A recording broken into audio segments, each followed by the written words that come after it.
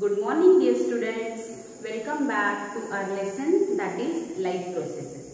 Okay, in life processes one very important life process that is nutrition. Okay, nutrition in the lower organisms such as amoeba and nutrition in the human beings also we have seen in detail the human digestive system too. Okay, and the result of the digestion is what? The nutrients. What the nutrients we have got, student? We have seen into the digestive system. Okay, nutrients we have got. Carbohydrates converts into what? Glucose, right? Protein converts into what? Amino acid. And fats or fatty lipids converts into what? Fatty acids and the glycerol. Okay, now these nutrients have absorbed by the small intestine, the part of the small intestine, that is what? Jejunum and ileum. I said you. Okay, and now jejunum and ileum has absorbed all those nutrients, and those nutrients with the help of the blood, wherever it is needed, the nutrients have gone. Okay, but now those nutrients are we using as it is for the energy demand of our body?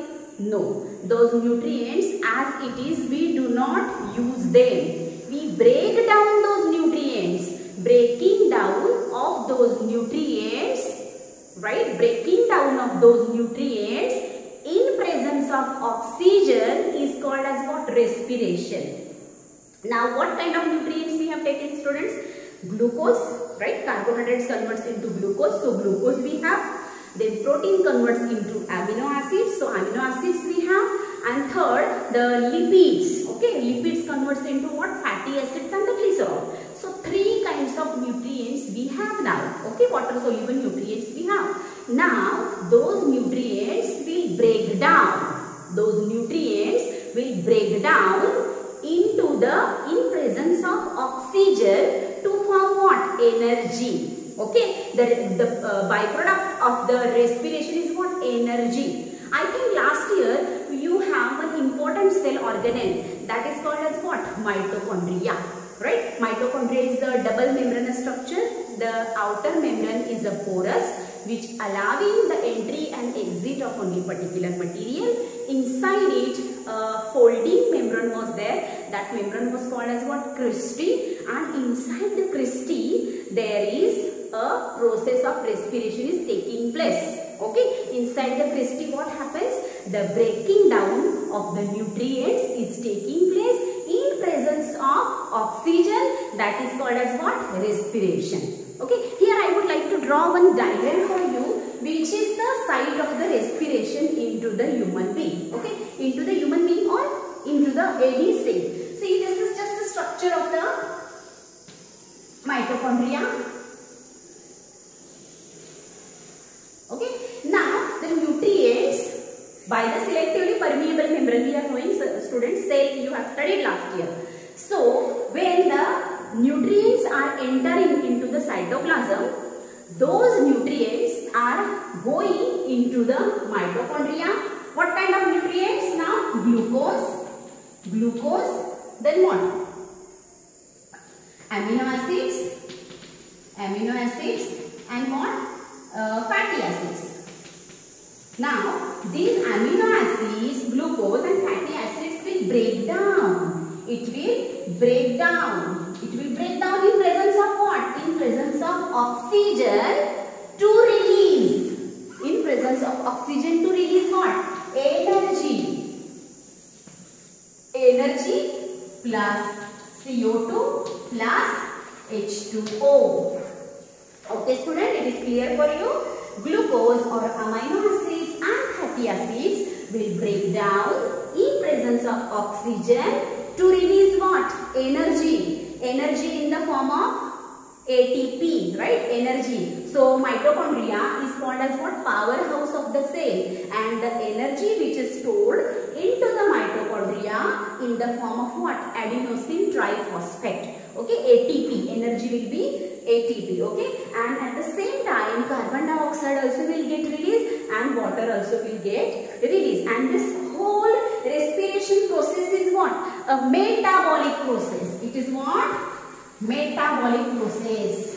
As I said you, this is one kind of chemical process only. Metabolism is one kind of chemical process only. Metabolism or metabolic process.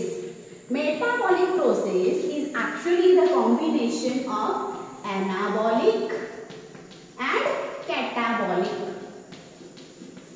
Now what is mean by this anabolic and catabolic?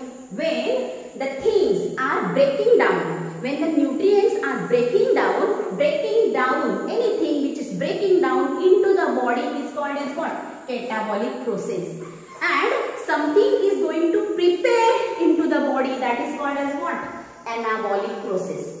I hope this term is clear for you. Catabolic means what? Something which is breaking down. Now into the respiration, I said you breaking down of the nutrient in presence of oxygen. So it is what? Catabolic. At the same time, it is preparing energy also. It is giving rise to energy also. So this process is what? Anabolic also. So anabolic and catabolic process together is called as what? Metabolic process. And for all this process, we need what? Chemicals, and so that this is chemical reaction also, or this is also called as a biochemical reaction. This chemical reaction is taking place into the life form, okay, into the in our body, into the body of the living organism, and so that this process is called as what? Biochemical process. I hope this term and everything about respiration is clear for you. Respiration is the metabolic process, which is the combination of anabolic and catabolic process. This is also called as a biochemical process. Actually, this need chemicals, or chemicals are taking place in it. So this is called as a chemical reaction. But this process is taking place into the living organism. So this is called as what? Biochemical process. I hope all these things are clear for you. For the respiration. Respiration term is clear for you. So I hope you understand whatever the nutrients are getting absorbed by the jejunum and ileum will not directly go into the cell. Here the breaking down of those nutrients will be taking place to form what? Energy, which is into the form of ATP. ATP is what? Adenosine triphosphate. Okay, 3 phosphate molecule. 3 phosphate molecule will be together along with the adenosine ring. Adenosine triphosphate or ATP is called as what? Energy currency of the body. Means whenever we are in need of energy. See here students, I said you, we need energy not only for the physical processes, but we need energy for other things also. Whatever the metabolic processes are taking place in our body, even for digestion, okay, digestive system is need some energy for the digestion of food, blood circulation, right, beating of heart, right, pumping of heart. This all the processes we need energy. Even thinking process we need energy. So that all energy as well as for the physical process, whatever energy we need, that energy we are taking from where? From the ATP. Understood? See students, if suppose I am exhausted, if I will drink 1 cup of coffee, I will feel relaxed. Why? Or I will feel energetic because I have taken some fuel inside. So this is working like what? A fuel into the vehicle. When we add fuel into the vehicle can run. When the fuel finishes, the vehicle stops. So this ATP is called as what? Energy currency of the body, and this is the byproduct of very important life process that is called as what? Respiration. So I hope the mechanism of respiration is clear for you. Now student, I would like to move ahead with a very important another process, which is physical process. This is chemical process, I say you. This is biochemical process. But if you will move ahead with the physical process, that is called what? Breathing. Okay. Commonly now student, we do not understand the difference between breathing and the respiration. Respiration is absolutely different process. Respiration is taking place inside the body, while breathing is also taking place means somewhat, means through the nostrils we breathe in and breathe out. So here now further session I would like to clear for you the process of breathing properly. Everything I shall let you know about the breathing or the mechanism of the breathing. We will see what is breathing exactly.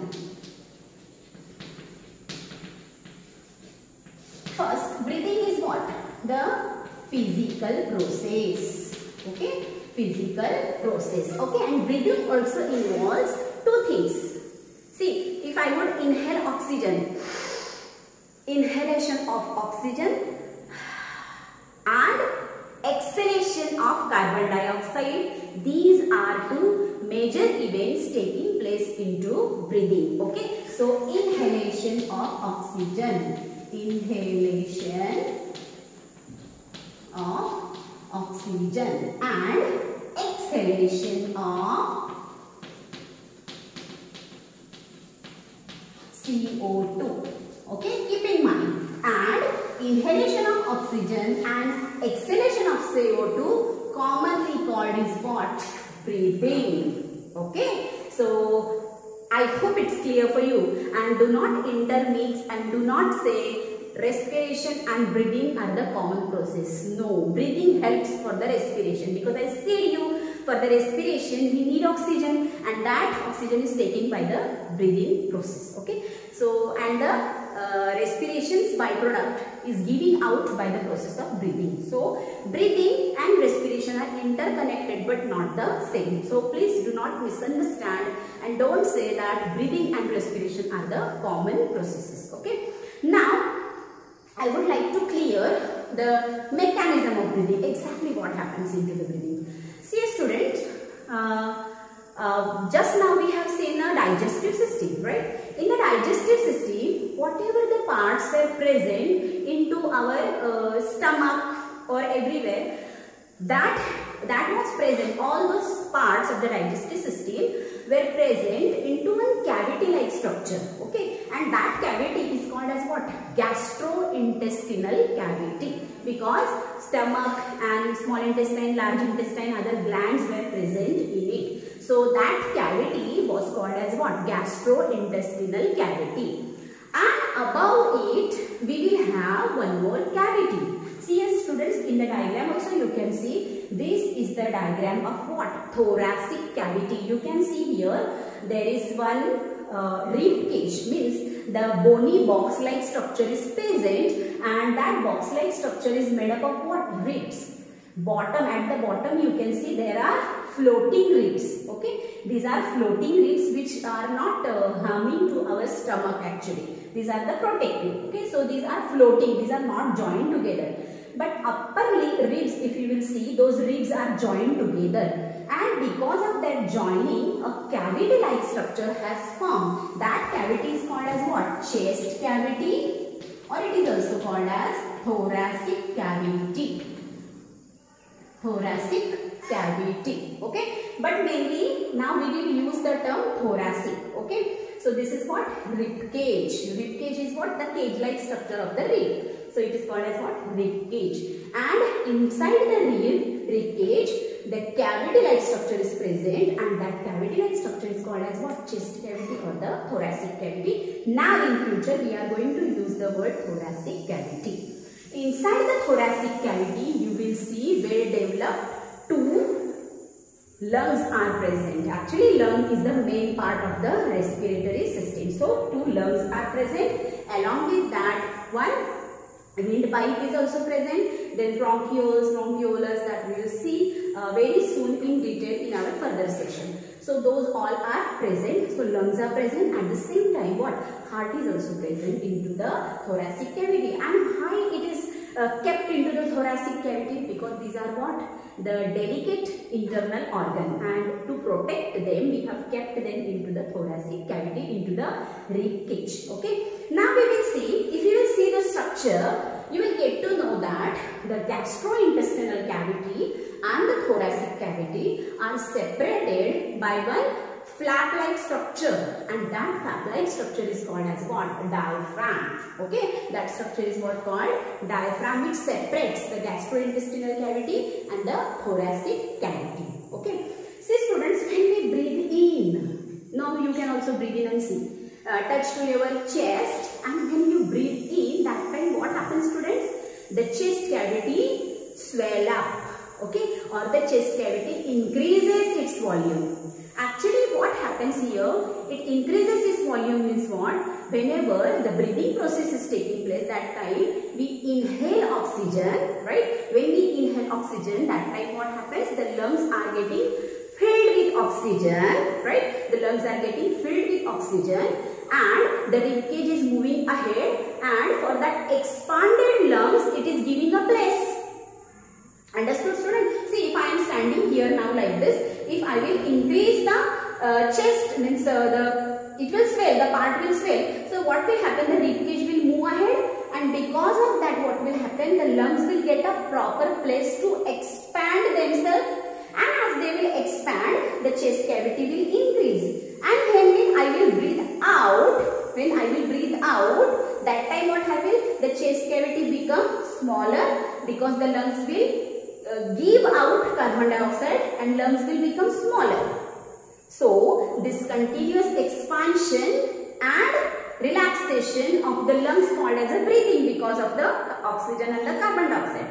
So when we inhale, that time lungs are getting filled up with oxygen and the chest cavity increases, which is allowing to occupy the lungs.